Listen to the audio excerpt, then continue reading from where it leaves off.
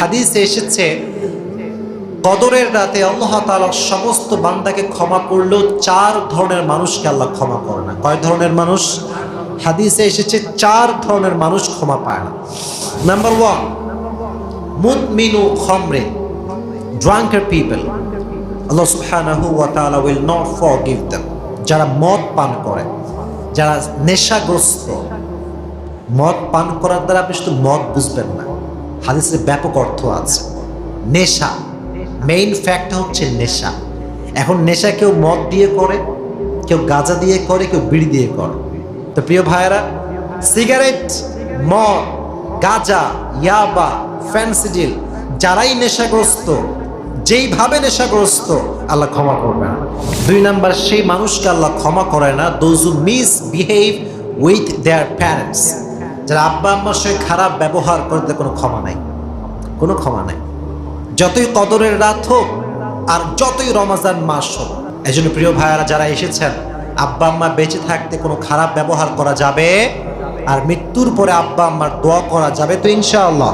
3 number, তাদেরকে আল্লাহ ক্ষমা করে না যারা সম্পর্ককে বিচ্ছিন্ন করে। আমি এর আগে একটা জুমার মেম্বারে বলেছিলাম যে যারা সম্পর্ককে বিচ্ছিন্ন করে তাকে আল্লাহ ক্ষমা করে না। আজকাল তো মাশাআল্লাহ হাফ কাঠা জমির জন্য 1 কাঠা জমির জন্য ভাই ভাইয়ে মারামারি, কোপাকুপি, কিলাকিলি, ইভেন মার্ডারও করে ফেলে। খবর পড়বেন আপনারা, নিউজ পত্রিকা বা নিউজ দেখবেন, ভাই ভাইকে হত্যা করছে। কেন? মাত্র কয়েক কাঠা জমির জন্য, যার কোনো ব্যাখ্যা আমার কাছে নাই যে কেন এই মানুষগুলো এগুলো করতেছে। মাত্র কয়েক কাঠা জমি, যা মরলে সব শেষ, মরলে মাটির নিচে হবে কবর, আর এই কবরের মাটি নিয়ে মারামারি করে। এরকম লোক আছে না নাই? এটাকে কেন্দ্র করে সম্পর্ক বিচ্ছিন্ন করে ফেলে। না, এটা করবেন না। যারা শোনেন,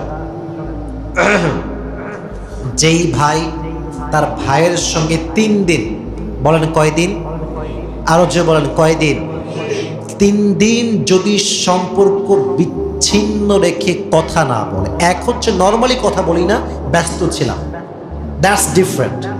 আর একটা হচ্ছে একই ঘরে থাকি, একই পাশেই থাকি, রেশারেশি করে, হিংসা বিদ্বেষ করে, মনের ক্ষোভ রেখে 3 দিন কথা যদি না বলেন, আপনি জাহান্নামে যাবেন। নবীজির হাদিস, আপনি জাহান্নামে যাবেন।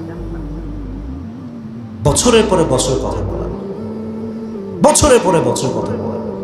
সেদিন এক মহিলা,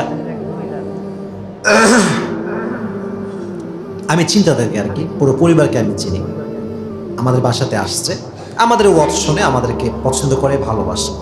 তো মহিলার কয়েকটা বাবু আছে, মহিলারা একটু গরিব, মানে বেশি বড় লোক না।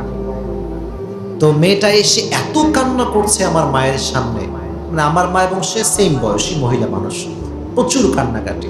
পরে আমি ভাবলাম যে কি হলো, এত কান্নাকাটি কেন করছে। পরে আমি আবার বাড়ি থেকে যখন বের হচ্ছিলাম, তখন ওই পাশ দিয়ে যাচ্ছিলাম, তো বারবার চিৎকার করে একটা কথা বলছে যে ভাবি, যতদিন মা বেঁচে থাকে সবাই থাকে, যারা মা চলে যায় তার কেউ থাকে না। বলছে মা যখন মারা গিয়েছে তখন থেকে নিয়ে আজ যদি আমার ভাই আমাকে একটা কলও দেয় না, আমার বোনের আমার কলও দেয় না, খবরও রাখে না, আমি মরে গেলাম না বেঁচে গেলাম কেউ খবর রাখে না। কিন্তু নবীজি বলেছেন 3 দিন কথা না বললে জাহান্নামে যেতে হবে। যদি রাগ করে আপনি কথা না বলেন, আমি নর্মালি ব্যস্ত আছি, আমার মাঝে মাঝে কম কথা হয়, এটা ঠিক আছে, যে ব্যস্তর কারণে আলাদা ব্যাপার। কিন্তু ইচ্ছা করে, রাগ করে, রেশারেশি করে আপনি কথা বলবেন না, আপনি জাহান্নামে যাবেন। আজীব, হ্যাঁ? না, সে তো খবর নিতে চায়, সে হচ্ছে গরিব, তারা হচ্ছে বড়, এটা হচ্ছে মেইন ফ্যাক্ট। কথা বুঝতে পারছেন? শোনেন, উনি কথা বাস্তব, আমার ক্যাশিয়ার সাহেব কথা বাস্তব বলেছে যে উনি কয়দিন খবর নিয়েছে। শোনেন, গরিবরা খবর নিলেও দাম নাই, না নিলেও দাম নাই, এটাকে আপনি বিশ্বাস করবেন? শোনেন, একটা কথা বলি, গরিবের বিনয়ী হওয়াকে মানুষ সস্তা মনে করে, আর বড়লোকের বিনয়ী হওয়াকে মানুষ যোগ্যতা মনে করে। এটা বাস্তব কথা। গরিব যতই আপনাকে সালাম দিক, হ্যাঁ এটা আপনি করবেন, আমি বাস্তব কথা বলছি আপনাকে। বড়লোক সালাম দিক, ওয়ালাইকুম আসসালাম আঙ্কেল, ভালো আছেন, আমাকে চিনতে পেরেছেন আঙ্কেল, আমি ওই যে। আর গরিব দিলে টাকাই না ঘুরে। তো শোনেন, যেই ভাই বোনদের মাঝে যেই ভাই বড়লোক, তার উচিত সবার খবর নেওয়া। তার উচিত সবার খবর নেওয়া। আর যে গরিব সে খবর নিলেও কেউ পরোয়া করে, না নিলেও কেউ পরোয়া করে না। এটা বাস্তবতা বলছি আপনাকে। এই জন্য খবর নেওয়ার হক তার বড় লোক আগে, কারণ তার কাছে অ্যাবিলিটি আছে। সে খবর নিয়ে বলে, মা তুমি কেমন আছো, বোন তুমি কেমন আছো, তোমার কি দরকার, এটা জানার দরকার আছে না নাই? জানতে হবে। আল্লাহ বোঝার তৌফিক দান করুন সকলে পড়ে আমিন।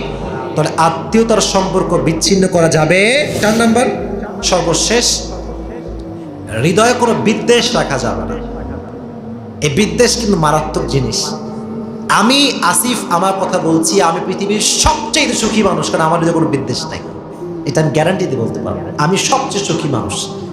আপনিও হবেন সুখী মানুষ যদি আপনি দোয়া করতে জানেন যে আল্লাহ আমার ভাইকে আল্লাহ সম্মান দিয়েছে, আরো উপরে উঠায় দাও, আরো সম্মান দিয়ে দাও, আরো উচ্চ মাকাম দান করো, দেখবেন দিন শেষে আপনি সুখে আছেন। ঠিক না প্রিয় ভাইরা? আর যদি মনে করেন যে ওরে আল্লাহ কেন দিল, ওর এত ফ্যান ফলোয়ার্স কেন হলো, ওর এত টাকা কেন হলো, আপনি সুখ পাবেন না কখনো। দেখবেন যে এলাকার আন্টিরা অলওয়েজ অস্থির। খেয়াল করছে যুবকেরা তোমরা, এই তোমার ছেলের চাকরি হচ্ছে না কেন গো, অমুককে সে তো চাকরি হয়ে বিদেশ চলে গেল। এই আন্টিদের জীবনে কোনো কাজ নাই, কার ছেলে কি করলো, কার মেয়ে কার সঙ্গে পারলো, সারাদিন এগুলো নিয়ে পড়ে থাকে। এরকম আন্টি আছে না? আছে। খালি খোটা মারার সময় আছে আর হিংসা করার সময় আছে। তো যদি সুখী হতে চান, কারোর জন্য কোনো বিদ্বেষ রাখবে না, যেই ভালো কাজ করছে দোয়া করে দেবেন। রাজি আছেন তো ইনশাআল্লাহ? হিংসা মানুষের আমলকে এমন করে জ্বালিয়ে পুড়িয়ে ছারখার করে দেয়, যেমন করে আগুন কাঠকে জ্বালিয়ে পুড়িয়ে ছারখার করে দেয়। এজন্য হৃদয়ে কোনো হিংসা বিদ্বেষ রাখা যাবে। আল্লাহ হিংসা বিদ্বেষ মুক্ত জীবন দান করেও সকলেই মন করে পড়া আমি।